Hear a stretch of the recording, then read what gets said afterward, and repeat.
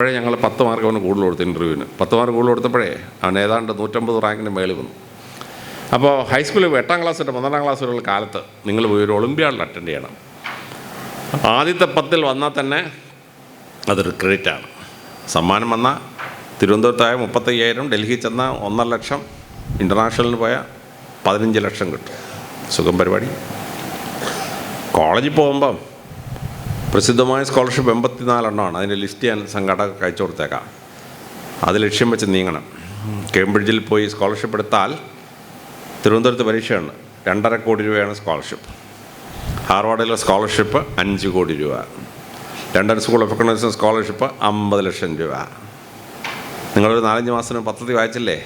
പത്തനംതിട്ട എലന്തൂർകാരി ഒരു കുട്ടിക്ക് 1,60,00,000 രൂപ സ്കോളർഷിപ്പ്. എൻ്റെ ഒരു കസിൻ്റെ മോളാണ്. ഒരിക്കൽ അവിടെ ചെന്നപ്പം കസിൻ പറഞ്ഞു, ചായ എൻ്റെ മോക്ക് എന്തെങ്കിലും സ്കോളർഷിപ്പ് പറഞ്ഞു കൊടുക്കണമെന്ന്. ഞാൻ കുറേ സ്കോളർഷിപ്പ് ലിസ്റ്റ് കൊടുത്തു. പെങ്കൊച്ച അടിച്ച് വറുത്ത് എഴുതി 1,60,00,000 കഴിഞ്ഞ് കരയ്ക്ക് കയറി. അപ്പം പറയുകയാണ്, ഞാൻ ജീവിതത്തിൽ 10 ലക്ഷത്തിൽ കണ്ടിട്ടില്ല ചായ, 1,60,00,000 കൊണ്ട് ഇതാ മോള് കയറി വരുന്നു. ഇവിടെ ഇരിക്കുന്ന ഏത് കുട്ടിക്കും പറ്റും, ഏത് കുട്ടിക്കും. പക്ഷേ ഏത് സ്കോളർഷിപ്പ് വേണമെന്നുള്ള ഇപ്പോഴേ തീരുമാനിക്കണം. തീരുമാനിച്ചത് എഴുതിയാൽ 1,000 ലക്ഷമൊക്കെ കൈ വരും. പിന്നെ അപ്പൻ്റെ അമ്മയുടെ കയ്യിൽ നിന്ന് ഒരു പൈസ വാങ്ങിക്കാതെ നിങ്ങളുടെ പൈസ കൊണ്ട് നിങ്ങൾ പഠിക്കണം. അതൊരു ക്രെഡിറ്റാണ് മക്കളെ. സ്വന്തം പൈസ കൊണ്ട് പഠിക്കുന്ന ഒരു വലിയ ക്രെഡിറ്റാണ്. ആ ക്രെഡിറ്റ് നേടി സ്കോളർഷിപ്പ് നേടണം. ഇതാണ് 4ാമത്തെ സ്റ്റെപ്പ്. ഇനി 5ാമത്തെ സ്റ്റെപ്പ് കരിയർ ഗൈഡൻസാണ്. 10ാം ക്ലാസ് കഴിയുന്നൊരു കുട്ടിക്ക് 200 മാർക്ക് കൊണ്ട് തിരിയാൻ.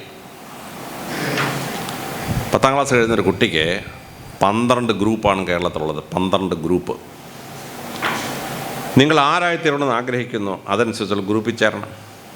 ബയോമാസിൽ ചേർന്നാൽ ഡോക്ടറാവാം, എൻജിനീയറാവാം.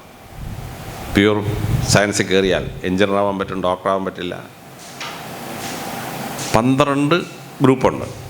ഈ ഗ്രൂപ്പ് എടുക്കുന്നത് തെറ്റിപ്പോയാലുണ്ടല്ലോ, 10ാം ക്ലാസ് കഴിഞ്ഞൊരു കുട്ടി ഗ്രൂപ്പ് എടുക്കുന്ന തെറ്റിപ്പോയാൽ ആ കുട്ടിയുടെ ജീവിതത്തിൽ 2 വർഷം വെറുതെ പാഴായി. 12ാം ക്ലാസ് വരെ വേണ്ടാത്ത വിഷയം പഠിച്ചിട്ട് പിന്നെ അവൻ ഡയറക്ഷൻ തിരിഞ്ഞ് വേറൊരു സബ്ജക്റ്റ് തിരിഞ്ഞ് പഠിക്കണം. 2 കൊല്ലം പോക്കാം. ഇനി 12ാം ക്ലാസ് കഴിഞ്ഞ് ഏത് ഡിഗ്രിക്ക് പോകണം? അത് തെറ്റിപ്പോയാൽ എന്ത് പറ്റും? അത് തെറ്റിപ്പോയാൽ കുട്ടിക്ക് 3 വർഷം പോയി.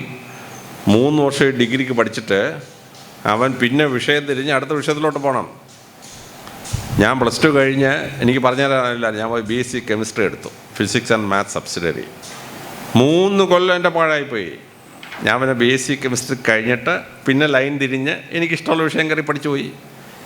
പക്ഷേ ലൈൻ തിരിയാൻ സമയത്ത് സാഹചര്യം ഇല്ലാതായ കുട്ടി എന്ത് ചെയ്യും? അവൻ കുട്ടിയുടെ ഭാവി പോയില്ലേ? അപ്പോൾ ഈ 12ാം ക്ലാസ് കഴിഞ്ഞ് ഏത് ഡിഗ്രിക്ക് പഠിക്കണം? കറക്റ്റ് ഡിസിഷൻ എടുക്കണം. കറക്റ്റ് ഡിസിഷൻ ഇല്ലെങ്കിൽ 3 കൊല്ലം പോയി. അപ്പോൾ 200 മാർഗം തിരിയുമ്പോൾ ഏതാണ് മാർഗം തിരഞ്ഞെടുത്തെങ്കിലേ +2 ഏത് ഗ്രൂപ്പ് എടുക്കാൻ പറ്റൂ, +2 കഴിഞ്ഞ് ഏത് ഡിഗ്രി എടുക്കാൻ പോകുമെന്ന് മനസ്സിലാവുള്ളൂ. പിന്നെ പണ്ടെല്ലാവരും 1 ഡിഗ്രിക്ക് പഠിച്ചു. ഇപ്പോൾ ഒരേ സമയം 2 ഡിഗ്രിക്ക് പഠിക്കുക. Double degree. 12ാം ക്ലാസ് കഴിഞ്ഞാൽ 2 ഡിഗ്രിക്ക് ഒരേ സമയം പഠിച്ചുകൊണ്ടിരിക്കാം. BBA LLB എടുക്കാം, BCom + കമ്പ്യൂട്ടർ എടുക്കാം. ഇങ്ങനെ കുറേ എണ്ണം ഉണ്ട്. പിന്നെ +2 പോകണ്ടായോ? പോളിടെക്നിക്ക് പോകാം, ITI പോകാം. പോളിടെക്നിക്ക് എടുത്തിട്ട് ITI എടുത്തിട്ട് ആർട്ടിഫിഷ്യൽ ഇൻ്റലിജൻസിൻ്റെ പോളിടെക്നിക്ക് പാസ്സായ ഉഗ്രം 10 ലക്ഷം രൂപ ശമ്പളം നിങ്ങളുടെ 10 ലക്ഷം രൂപ. അപ്പോൾ എല്ലാവരും പോയി +2 നിന്ന് കോളേജിൽ തള്ളേണ്ട ആവശ്യമില്ല. പോളിടെക്നിക്ക് പോകേണ്ടവർ അവിടെ പോവുക, ITIക്ക് പോകണം അവിടെ പോവുക, ITSക്ക് പോകേണ്ടവർ അവിടെ പോവുക. വൊക്കേഷണൽ ഹയർ സെക്കൻഡറി എന്ന് പറഞ്ഞാൽ ഒരുപാട് വിഭാഗമുണ്ട്. 120 സെക്ഷൻസ് ഉണ്ട്. അപ്പോൾ 10ാം ക്ലാസ് കഴിഞ്ഞ് ഏത് ഗ്രൂപ്പ് എടുക്കണം, 12ാം ക്ലാസ് ഏത് ഡിഗ്രിക്ക് ചേരണം, 2 ഡിഗ്രി ഒരുമിച്ച് എടുക്കണോ, ഇതൊക്കെ കൃത്യമായി പ്ലാൻ ചെയ്ത് മുമ്പോട്ട് പോയിരിക്കണം. പോയെങ്കിലേ വിജയിക്കാൻ പറ്റുള്ളൂ. അപ്പോൾ 200 മാർഗം എന്തൊക്കെയാണ്? ഞാൻ ചില ഹൈസ്കൂളിൽ ചെന്ന് പിള്ളേരോട് ചോദിച്ചു, നിങ്ങൾക്ക് ഇനിയുള്ള മാർഗം എന്തൊക്കെയാണ്? പിള്ളേരെല്ലാം കൊണ്ട് 10ൻ്റെ പേര് പറഞ്ഞു. ഡോക്ടർ, എഞ്ചിനീയർ എല്ലാവർക്കും അറിയാം. ചിലർ പൈലറ്റ് പറയും, ചിലർ IAS ഒക്കെ പറയും. 10 അറിയാവും. രക്ഷകർത്താക്കളുടെ ഒരു PTA മീറ്റിങ്ങിനെ പോയി. PTA മീറ്റിംഗ് രക്ഷകർത്താക്കളോട് ചോദിച്ചു, നിങ്ങളുടെ മക്കളെ വിടാനുള്ള മാർഗം എന്തൊക്കെയാണ്? അവരെല്ലാം കൂടെ 14 എണ്ണം പറഞ്ഞു. 14 എണ്ണം. 250 പേരൻസ് ഇരിക്കുക. പക്ഷെ അവർക്ക് അറിഞ്ഞിട്ട് അവരുടെ മക്കൾക്ക് പോകാനുള്ള മാർഗം എന്തൊക്കെയാണ്? ടീച്ചേഴ്സിന് അറിഞ്ഞുകൂടാ. ഞാൻ ടീച്ചേഴ്സിന് മീറ്റിങ്ങിന് പോയി. ഹൈസ്കൂൾ ടീച്ചേഴ്സിൻ്റെ ക്ലാസ്സാണ്, 500 ടീച്ചേഴ്സുണ്ട്. ഞാൻ അവരോട് ചോദിച്ചു, നിങ്ങൾ പഠിപ്പിക്കുന്ന കുട്ടികൾക്ക് ജീവിതത്തിൽ തിരിയാൻ എന്തൊക്കെ മാർഗമെന്ന്. അവരെല്ലാം കൂടി 22 എണ്ണം പറഞ്ഞു. അത്രയേ ഉള്ളൂ അറിവ്. അപ്പോൾ ഇപ്പം കേരളത്തിൽ ഉദാഹരണത്തിന് മാതൃഭൂമി പത്രം പബ്ലിഷ് ചെയ്യുന്നൊരു പുസ്തകമുണ്ട്, ഉപരിപഠനം 10ാം ക്ലാസ് കഴിഞ്ഞാൽ വഴിതിരിയാനുള്ള 200 മാർഗം.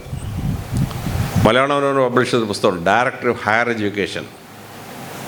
10ാം ക്ലാസ്സും 12ാം ക്ലാസ്സും കഴിഞ്ഞ കുട്ടികൾക്ക് പോകാനുള്ള മാർഗങ്ങൾ 200 എണ്ണം.